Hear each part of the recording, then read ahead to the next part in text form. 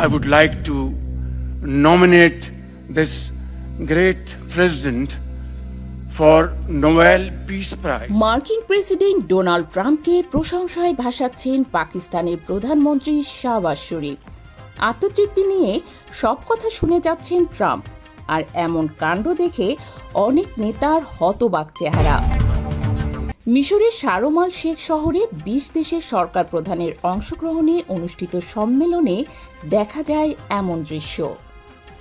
গাজার সংস্কার পরিকল্পনা ও যুদ্ধ পরবর্তী কূটনীতি ছিল এই সম্মেলনের আলোচ্য বিষয়। কিন্তু সম্মেলন কক্ষে গাম্ভীর্যপূর্ণ হাওয়া বদলে যায় পাকিস্তানের প্রধানমন্ত্রী শাহবাজ শরীফের বক্তব্য শুরুর পর। গাজার ভবিষ্যৎ নিয়ে আলোচনার জন্য জড়ো হওয়া বিশ্ব নেতাদের সামনে পাকিস্তানের প্রধানমন্ত্রীর মুখে ছিল ডোনাল্ড ট্রাম্পের ভূয়সী প্রশংসা।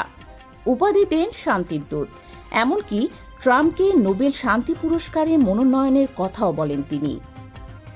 তবে এই ঘটনাকে স্পষ্ট চাটুকারিতা হিসেবে আখ্যা দিয়েছে পাকিস্তানেরই বিভিন্ন গণমাধ্যম। সংবাদ মাধ্যমগুলোর প্রকাশিত নিবন্ধে বলা হয়, কূটনীতির প্রচলিত মানদণ্ডে শাহবাজ শরীফের মন্তব্যগুলো একেবারেই অযৌক্তিক। তবে বাস্তবতা হলো, এসব অযৌক্তিক প্রশংসা বাণী একটু বেশি পছন্দ করেন ট্রাম্প। ফলে বিশ্ব নেতাদের অনেকেই এখন চাটুকারিতাকে বেছে নিচ্ছেন পররাষ্ট্রনীতির নতুন কৌশল হিসেবে। শান্তি সম্মেলনে উপস্থিত হয়ে ট্রাম্পকে মিশরের সর্বোচ্চ রাষ্ট্রীয় সম্মাননা প্রদানের ঘোষণা দেন দেশটির প্রেসিডেন্ট আবদেল ফাতাহ সিসি।